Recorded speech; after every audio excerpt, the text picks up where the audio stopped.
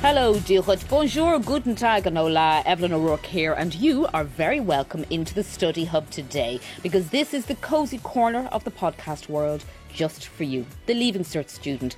Here is your safe space where we will guide you by the ear and bring you through as many of the Leaving Cert papers as we can over this series. This is episode 2, and today we focus on Maths Paper 1 Ordinary Level, which of course is a broad and challenging course covering everything and anything from the numbers to daily life. So watch out for topics like this.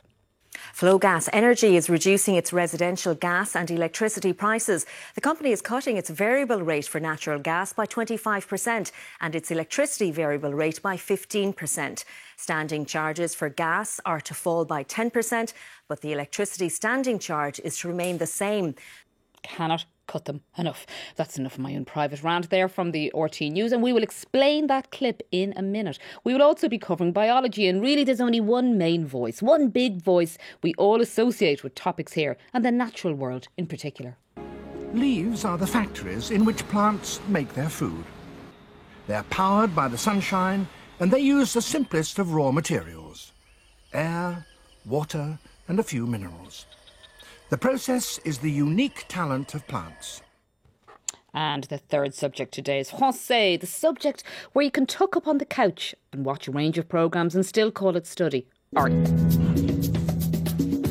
Est-ce que je peux t'appeler n'importe quel jour de la semaine à 4h du matin? Est-ce que tu acceptes de travailler le dimanche, à faire n'importe quoi pour n'importe qui? Est-ce que ça te pose un problème de plus avoir aucune de tes soirées? Chaque agent a en moyenne 80 comédiens. On les aide à trouver des rôles, on négocie leurs contrats, on les accompagne dans la gestion de leur carrière. Oh, Call My Agent. Who didn't love Call My Agent? So can you tuck up on the couch and call it study? We will find out, because Nick Gries is here and he's got controversial views on this topic. So do stay tuned. And if you're new to us, check out episode 1, which featured English Paper 1, music, and then we also had some great tips on how to manage your mental health throughout the coming months. But to start, we're delighted to have the Queen of Numbers herself, is what I'm calling her these days, Jean Kelly, from the Institute of Education on Leeson Street. Jean, you're very welcome to the Study Hub. Thanks very much.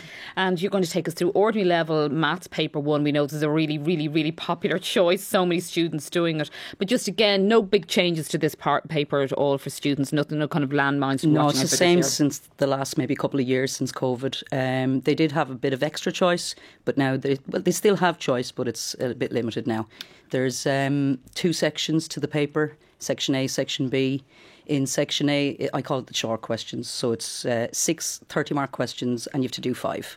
Okay. And then in Section B, I call them the long questions. There's 4 long questions. They're 50 marks each and you have to do 3 of them. Okay, then on Paper 1, what marks are kind of up for grabs then right through the paper?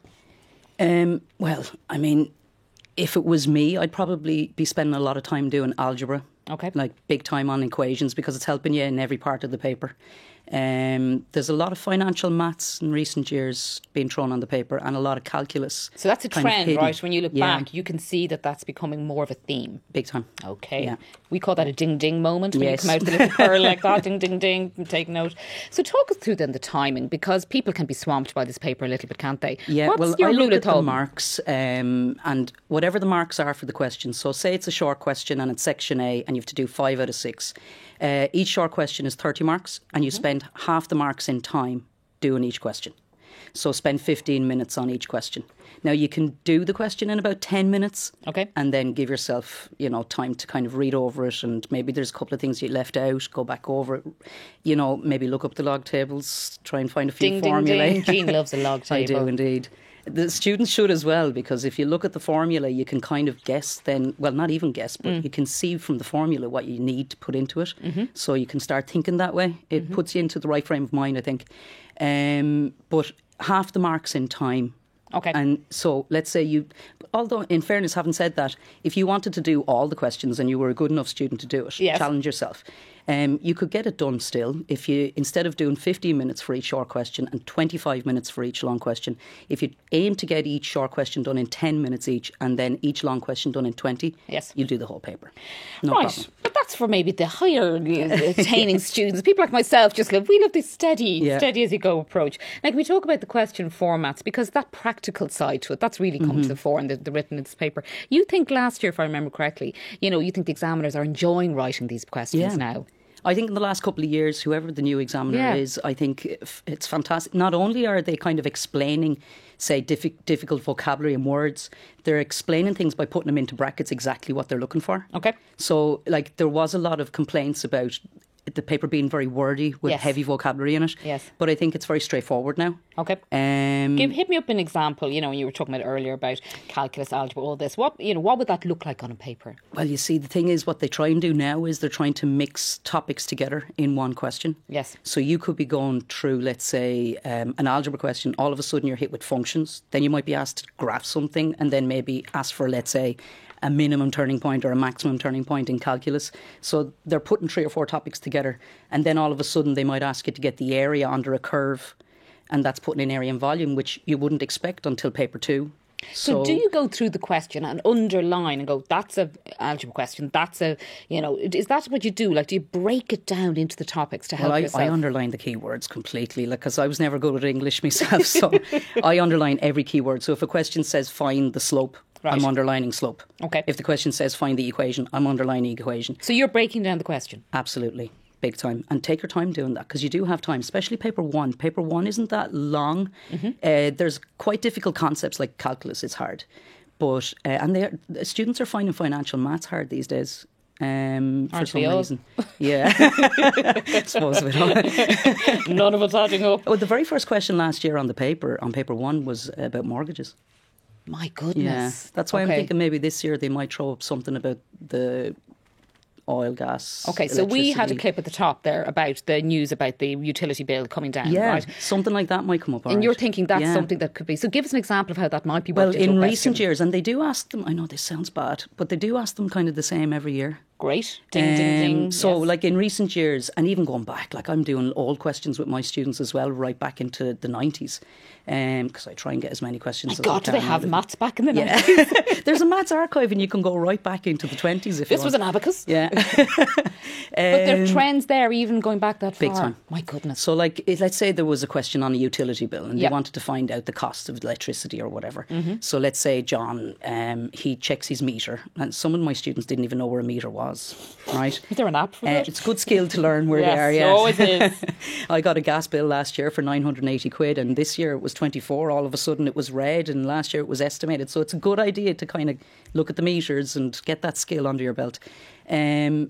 So in that kind of particular question, you would have, let's say, the present reading. Okay. And then you would have the previous reading. So all you'd have to do is just take those numbers away to get the units that you've used. And then they might give you the cost per unit. Now, that would be given in the question because you wouldn't know all the costs from the different companies or whatever. And then just have to multiply that by the number of units you've used to get the total cost of the electricity. So don't get overwhelmed or bamboozled by the language as such. It's basic still maths. skills. Yeah, it's basic arithmetic skills. So what I would, if I was given any advice for paper 1, I would definitely learn how to do percentages. Right. Learn how to, because percentages are everywhere. You could be asked percentage error. You could be asked to get VAT percentages, interest rate percentage. There's just nothing but percentages all over the paper, but in particular paper 1 and in particular financial maths. I would also learn how to plot points on a graph because it's everywhere in every question. Really? Yeah. Learn how to interpret graphs. Okay. Because I'm noticing that in recent years, it's not just about getting the points off your calculator or making a table to get the points. It's literally, can you read the graph that's in front of you that's printed? Are you able to make out how the variables are changing on the X and Y axis? So interpreting graphs is very important. I mean, I think I saw about 4 different types of graphs on the last couple of years in the papers. And I mean, that brings us maybe to examples that you have about turning points on a curve, for example. Give us an example of that. Like, again, talking about, barrels of oil, that kind of thing. Well, talk us through an example. There was a question actually with oil, speaking about utility bills and oil and gas. There was a question back in, I think maybe 2015, I could be wrong in the year. Okay. It was a long question and it was a mixture of algebra, functions, graphs, calculus. And then they brought in everyday life examples. So it was like an oil trader. They were trading barrels of oil. Okay. So that was literally printed on the x-axis for you. The number of barrels of oil, they called it X. And then they gave you a function. And the function, I always call it like the name of a graph or whatever. And in that function, they wanted to find out how much profit you could make by selling the barrels. And you were just subbing in values for X. So they were the barrels of oil. So you could be at 100 barrels. How much profit would you make? And P was the profit. And then they asked you to graph it. And the graph was like I call it sad face curve. So it was an N-shaped curve. And at the top of that curve, there was a little maximum turning point. So then it went into calculus. So you were asked to get the maximum turning point of that curve. So you're going from everyday life examples to actually skills that you can use. Reading graphs, drawing graphs, plotting points, reading variables off graphs, and then think about, well, how much profit can you make at a max? And how many barrels of oil do you need to sell to make that profit? So questions like that, I mean, they're very relevant, and they're always up. Like every year there's a long question on them. They're 50-mark questions, and they're always mixed in with the easiest functions and graphs you can get. So go looking for the jobs in the question, right? But students doing mocks at the moment, and on our right. socials questions come in going, what can I cut out? What subjects can I drop? We're sort of saying, 17, 18 weeks before the Leaving Cert. What's your advice on that on students who are really looking at the clock now? And the I'm going to be honest now, nobody's going to like it. Okay. Don't leave anything out. Because what? They mix up everything everywhere? Yes. And they can even mix topics from paper 2 on paper 1 and vice versa. And they can mix topics within questions. So like prior to Project Maths, you could nearly predict what questions were. I mean, question 1 was always financial maths, but it was only just financial maths. Okay. 2 and 3 were algebra. So what you're saying now actually is the opposite. You've got to open your mind and be more alert that anything could creep into any question. Does that make sense? Exactly. That's it. Okay. Now, study them all together, and then the last thing I want to do is about time. I know you've got a big thing, don't leave early, and show the work. Show the work, Absolutely. Show the work. Don't leave Keep anything writing, blank. show the Keep work. writing until literally your hands are falling off you.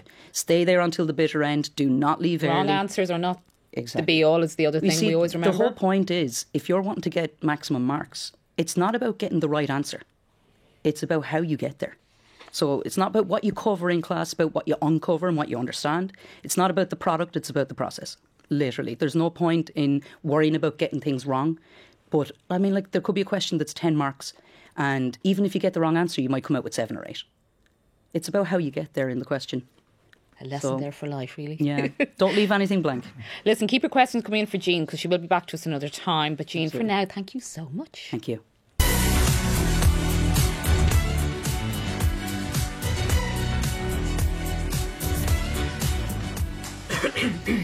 Now, sitting next to Jean is the one and only Terry Flanagan, Sir Flanagan, Radio 1 contributor, of course, former biology teacher at the Moyle Park College in Clondalkin, and Leaving Cert corrector. My goodness, all those titles. Terry, how are you?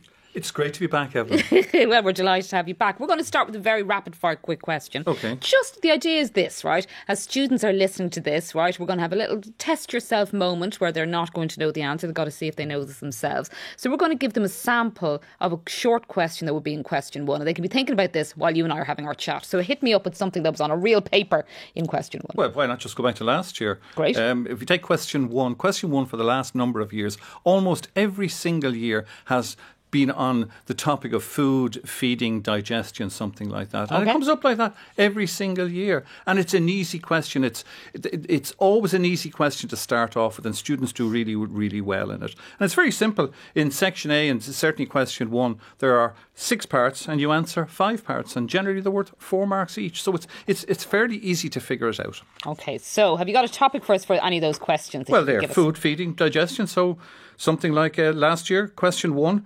Name the 3 chemical elements that are all present in all carbohydrates. Now, again, it's an easy question when you think about it, because if you break it down, carbohydrates... Don't give them the answer yet. We'll give them the answer Well, no, I know that, but I'm just saying, giving them a clue. Oh, you're too nice a teacher, so you're giving the hints. Carbohydrates. Well, I think you could get 2 of them out of that. Tick, tick, tick. We'll come back to you for the answer on that in a few minutes. But if you're at home listening to this, go work on that while we're having our conversation. Let's move on to it. Again, I know you're going to tell me no big changes, which is great. The paper is the paper, which is wonderful. It's a 3-hour paper, and it's a daunting paper. There's a lot to cover. What do you start with? Where's your starting base with students who are listening to us today about biology? First of all, just to know the format of the paper, section A, section B and section C. And they're the same. Section A are the short questions. And what I would say is time-wise, you'd be thinking it's a 3-hour exam, so you should be spending 30 minutes in section A, 30 minutes in section B, and 30 minutes on each of the questions in section C, the long questions, because you have to answer for them. And again, you'll have plenty of time to do that. So that's the first thing I would say. If we move on to section A, just to know the topics that will come up in it, I've mentioned 1, food, feeding, digestion, enzymes, things like that. The scientific method, ecology, and true-false questions. They come up there regularly. They like that. They like that as that. a structure, yeah. Yeah, and generally students will do very well in Section A if they know what's coming up on it. In Section B, they're the experiment questions. Again, be familiar with your experiments.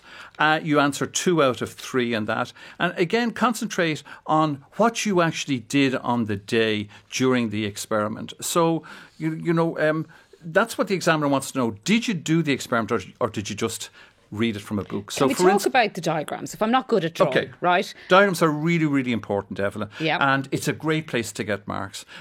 To start with, there are 2 sets of marks. Number 1, there's marks for the diagram, and secondly, there are separate marks for the labels in the diagram. So this is the neat, clear part. Write it clearly. So you draw your diagram, and they're not looking for art. So always put a heading for your diagram as well. That's really, really important. And draw in pencil. And if you look at the marks that are going for the diagram, there's probably something like 7 marks going for a diagram. And you might say, how does an examiner correct that? And how does one examiner be the same as another examiner? Well, what they do is very, very simple. If you're asked to draw a diagram of something like the digestive system, what the examiner is looking for are 3 distinct parts in the diagram. So you'd have, say, a mouth, which is just a little opening, a little hole, and maybe the stomach, which is a kind of a round ball structure, and maybe your hands are waving. I love it. I know, yeah. Well, that's it. That's radio for you. But, drawing in the air. So if you have the 3 of those parts in it, you'll get your 7 marks. If you have 2 of the parts, you'll get 4. And if you have none of them, you get 0. But then there's also extra marks for the labels. So you might be asked to draw a label diagram. They don't tell you how many labels they want, but you should be looking for 3 or 4 in every diagram. Yeah, but not 25 either. Now, let's talk about, with biology, the main thing people are going to say is, what can I leave out, right? At this point, being realistic with students, what's your view on that? Well, I would say, yeah, it is possible to leave out one major topic. If I go back to when I was in school, I couldn't get genetics. Just hadn't got a clue of it, And I remember frustrating myself at night, trying to get these crosses into your head, dihybrid crosses, monohybrid crosses, what goes here, what are gametes, and so on. So what I would say to a student, if you're really, really stuck with one particular topic, leave it out. So what does that mean? It means, well, in the likes of, say, genetics or a major topic like maybe respiration that's also quite difficult, there's a fair chance it'll come up in the exam. So you're going to cut your choice somewhat. But think of what you're going to gain from it. You're going to gain a lot of extra time and you won't be as stressed. And there are plenty of other questions on the exam that you can go for. And it means then you're even more enthusiastic, hopefully, about them. Now, short account. How long is a short account? Well, how long is a piece of string? I mean, we still don't know. If we knew that study hub would probably be over. Okay, well, it is quite simple. Again, it's something that students, they just can't get their head around this. What I would say is, if you look in the margin where the marks are for that particular part of the question, and if there are 12 marks for that particular part of the question, in biology, it is almost always a multiple of 3. Okay. So the examiner will be looking then for 3 points. Okay.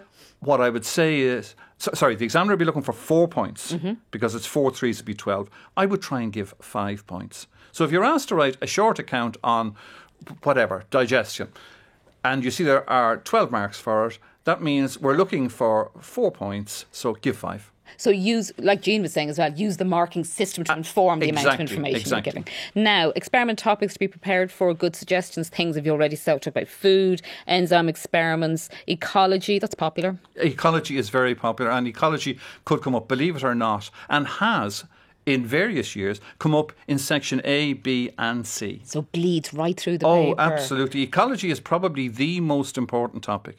If I were saying to students what to study, that is the number 1. Okay, now following instructions, because you know yourself, sometimes students see a question, right, and they start writing down madly and they miss a point and everything.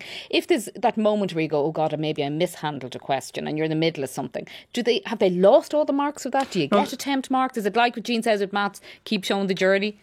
What I would say, first of all, is before you get into the journey, I would start and read the question very, very carefully and look to see how it's phrased.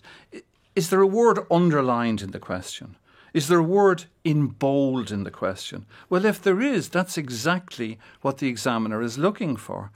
You may be asked to name and state a function. So a lot of times students would forget to name the object or whatever it is. What, it seems too obvious nearly and they forget to do it? And they lose maybe 3 marks for not stating the name of it. An easy 3 marks. Yeah. Heartbreaking. Or compare and contrast. A lot of times students only compare. They may say just how they are alike. They don't say how they differ. And it doesn't matter how good the compare bit is. No. They can't give you the marks for the second part. Exactly. Yeah, I always have this image when I talk to you of like the marks hanging like fruit from a tree and you're just trying to grab them. You know, you're trying to do all the little things to try and remember grab them. the corrector is there to help you. He's not there to hinder you in any way. He's there to help you. So he'll be looking, or she will be looking for the marks for you. Okay, so what am I doing now to make sure that I'm really grappling with it? We have that same, 17, 18 weeks ahead. It's a big course. What am I doing now to get myself really on top of my biology? Well, the first thing I would say would be things like practicing diagrams. That would be really that really help you. And most importantly, don't trace the diagram. So just look at a diagram in the book, close the book, draw it, label it, see how you get on. That's one thing. Look at your definitions. It's really important to know the definition. Lots of definitions come up on the exam. Have you got the definition correct? For instance, a lot of definitions, they may require 3 parts in the answer. So if you're asked, for instance, a definition for an enzyme, the examiner's looking for 3 things. It can be in various ways or words, but biological protein catalyst, those 3 things. If you get those 3 points into it, then you'll get the 3 marks that are going for it. The other thing I would say too would be to do lots and lots of questions from previous years. Sometimes, believe it or not, the same question has come up 1 year and maybe 10 years later, the very same question comes up again. But it's Terry, I'm serious. And it's also a very good experience for you to be sitting down, doing the question, close the book, do it, keep an eye on your time when you're doing the questions. And then more importantly would be to go and get the marking schemes, which you can get from the SEC, and correct it yourself. So you can correct your own questions and see how you would have done on that question in that particular year. OK, we've got to end on the controversial section A because my jaw is still on the floor from this time last year when we talked about this. Can you actually lose marks by putting down too many answers if one is wrong?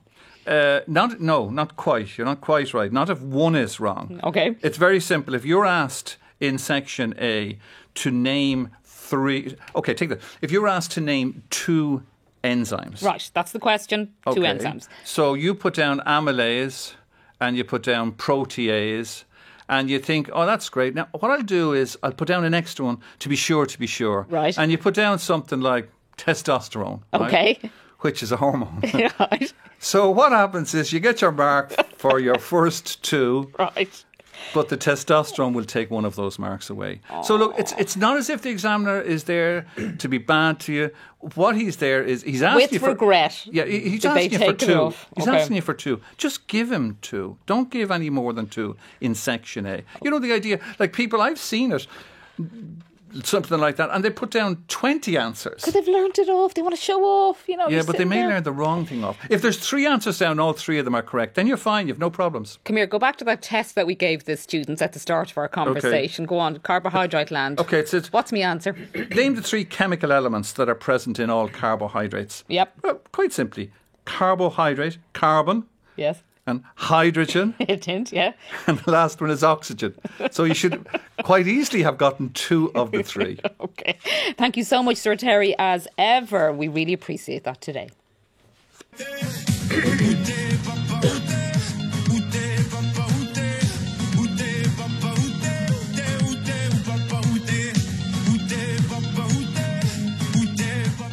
I'm dancing in my chair to a French song. That can only mean one thing. We are next doing French and we are joined by the lovely Nicolas Gries from Fast Study Centre in Dundrum in Dublin. Nick, thank you so much for joining us again. Thank you, Evelyn. And we're all dancing here in studio because you're telling me that was a very big pop tune for the teenagers this year. Tell us a little bit about the music we were listening to there.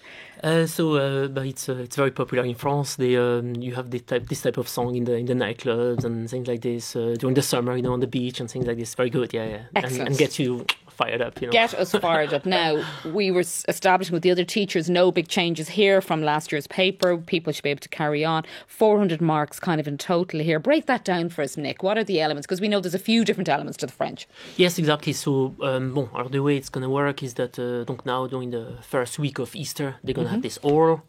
In June, they have what they call paper 1. in which you have the reading comprehension and the written expression, and they finish with what they call paper 2, which is the listening comprehension. Okay, so we're going to talk a little bit about the orals because that's on people's minds. Okay, so in terms of preparing for the oral, right? Tell us a little more about that. Walking into the room, what is ahead of them when they walk into the room for the oral? Okay, so the idea in terms of preparation, okay, what I would do, I would speak to my teacher. They tend to have what they call the frequently asked question sheet. Okay. And this is what I would consider usually the essential content. So you go home and you try to prepare a simple answer. Okay, nothing sophisticated, You're very keen on that. You're a bit like Terry, don't give the third answer if they're not asking for it. Keep it straight. Exactly, because so you're looking at an answer that is correct, that you can pronounce well and that you can say relatively fluently. So I advise work with your teacher. Once you have written down a simple answer, speak to your teacher, get it corrected, and maybe get your pronunciation checked, and then you go home and you learn this, Now we have 5 weeks, okay. About 35 days, so they have about 140 frequently asked questions, so there'll be 4 answers a day. Okay, to so work just on. keep ticking out. But when they walk in the door to the room for the oral, tell us about what's ahead of them there. Okay. So, what is the examiner? The format, yeah, exactly. Yes, okay. So you have 2 types of format in this oral. So the first would be, the examiner is going to ask you different questions about the daily life of a teenager. Donc you can have friends, talk about your school, about the Leaving Cert. They can talk to you about maybe France. Have you been to France? So you can anticipate that will come up and have your phrases ready to go. Exactly. You have specific topics. Listen to Study Hub, the normal stuff that a Leaving Cert teenager would do, yeah. This is it, and absolutely. So it starts off gently in the oral, doesn't it? And then it gets better, or more complicated, I should say. Exactly. So I'm under the impression, that because, as Terry mentioned, they try to grade you fairly. Okay. So they ask you tend to ask you easy question at the beginning to have a bit of an idea of your level, and then they tend to challenge you, obviously. For example, if they have the feeling, this one can get maybe an H1, so I might ask him a slightly more challenging question, see how he cope, but they adapt to your level, So you'll again, as Terry mentioned, they are there to make that exam a good experience. Now, should I prepare a document for the oral? There's a lot of talk about this. Yes, it's a big question. I get this systematically. So the idea is what? You have an option to prepare something. That's the key. Okay. So it's optional. So because it's optional, if at this stage, I would start with the general mandatory questions. If I have time left, okay, and I have done the mandatory work, then I would maybe look into the document. If I have already done the document, and what I can do, during one of those mocks that I do with my teacher or with the external mock examiner, I can maybe ask him at the end, okay, would I have performed better with or without the document? Okay. Because it's optional, this has to make a difference for the better. Voilà. So that's kind of... And the other thing, you have a little test where you go, when I get the answer, would my little brother or sister have understood it? Is it clear? You're all about clarity. Yes, so exactly. So I say to them, when you rehearse at home, when you have your sheet and you test yourself, imagine, would I say it that way? Yes. So you don't want to recite content, because the examiner, they are sensible to like any audience, actually. You can't lie to an audience. Yes. Okay? So try to say it rather than reciting it. Okay. Well, how do I stand out, Nick? How do we stand out in an oral? You've some ideas around this. Yes, absolutely. So okay. Donc, but the idea, I would say, I start with a first possibility that they have, which is you can use idiomatic expressions. Okay. So you've done the work, you've prepared your normal sentences and You've answers. worked for 14 years in some cases to this day. And you can say, okay, you can prepare an idiomatic expression. So, for example, if you say, I've been to Paris, okay, I've seen the Eiffel Tower. But on top of that, you can say, the view was breathtaking, okay, so la vue était à couper le souffle. But then you can also try the bold move. Okay, the bold move. Go exactly. on. So I had a student actually. She came to me and she said, "Nick, how can I stand out? What can I do? Because I want to be different." I said, "But listen, I know you like to sing. So why don't you sing a song?" I said, "No, the song, not a song. It's too embarrassing, I say, "No, mais attends, not the whole song." The chorus, a few lines. And she said, "Oh, okay, are you sure? Are you sure?" I said, "Trust me. Sing a little song." Okay. So, because I knew she was good, at singing. So, then we discussed it, and then we came to that song. We decided to go for the song Aux Champs-Élysées. And I say, okay, we can try to bring it up that way. You say, okay, I was in Paris. I walked along the Champs-Élysées. We did a bit of shopping. Oh, Mr. Examiner, by the way, do you know the song Champs-Élysées? So you can say, oh, Champs-Élysées, ta-da-da-da-da. Oh, Champs-Élysées, ta-da-da-da-da. Yeah, okay. But it normally goes like this.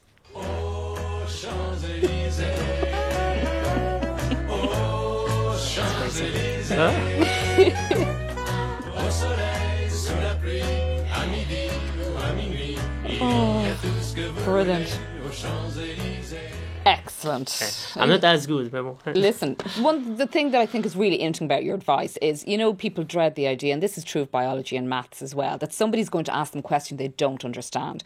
And I thought your advice on this was really interesting. If there's a word that you suddenly go, I don't know what he's asking or she's asking, instead of going, sorry, I don't understand, you're saying, a bit like the lads are saying as well, show the work, repeat it, demonstrate that you're trying to work out what the word is. Talk us through that, because I thought that was excellent advice. Because very often when after the exam, they said to me, oh my God, I didn't get it. I didn't do anything. And I said to them, now, listen, you're not going to be penalized if you ask him question. If you're in difficulty, talk, ask him question. So the idea is to say, okay, the first thing is that you ask him to repeat the question more slowly. Not then, just instantly go, I don't get this. Take a beat. Yeah, control it, yeah. 100%. And then the next thing is, okay, he has asked the question slowly. Now, if there's a concept, you figure out, okay, this one, I didn't understand it. Okay, repeat it to him and ask him to explain it. So I give an example. If he says, okay, I go in English goes like, are you the prefect? Yes. Vous êtes le délégué. Délégué. Yeah. What is that? Okay. So, délégué, Mr. Examiner, expliquez-moi, c'est quoi ça? Then he might use other words. Yeah. So he might say, mais c'est l'élève qui représente les autres élèves. It's the students who represent the other students. Oh, I get it. And then with confidence, you can say, non, je ne suis pas le délégué. Maybe. Okay. Voilà. But that is more impressive than you going, I don't understand what délégué means, and panicking. Exactly. In difficulty, ask question. Because, how would I say, like an English person or Irish person, you don't understand a word, but you do naturally. You ask, huh? Yeah. So don't be afraid of that. It's a conversation. It's not a job interview. This is it. Right? Now, we joked earlier about Call My Agent, which I loved, and I thought I was French by the end of it. I was wearing headscarves and just loving it all. You are a little bit sceptical about me swapping my French textbook and doing all that hard work and turning on the telly, aren't you? It's a nice thing to watch a French movie, but it doesn't replace the work. Absolutely. So I say usually to the students, okay, there's the fun things, and then there's the work, Yes. So focus on the homework. Do what you're supposed to do to prepare for your exam. But if you have on Friday evening watch a French movie, or if you have a break, why not listen to a nice little song, maybe something that fires you up, And there was that song actually that I like, a big hit also during the summer called La Gaufe à Lolita. This is really cool. Listen to this.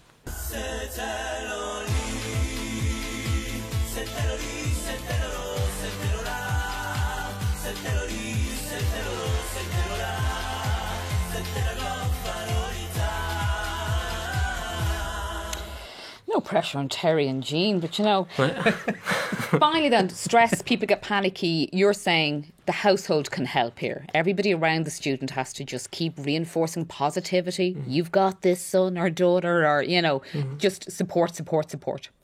Yeah, because we know they're stressed, okay? So no need to add more stuff. I mean, I would be a parent, say, okay, I would try to create like a nice, quiet, a peaceful environment. And so sometimes, all they need is you might say, listen, son, I trust you, okay? I know you're going to do well. It's going to turn out well for you. And if you need any help, I'm here. But you do what you think is right, and it'll be fine. Okay, let's end on Joan of Arc. Come on, inspire us, Nick. What's your message about Joan of Arc? Okay. Alors, as I mentioned to you, I read a book recently about Joan of Arc. So we all know it's a great French figure of French history, and she brought back the courage to the French army.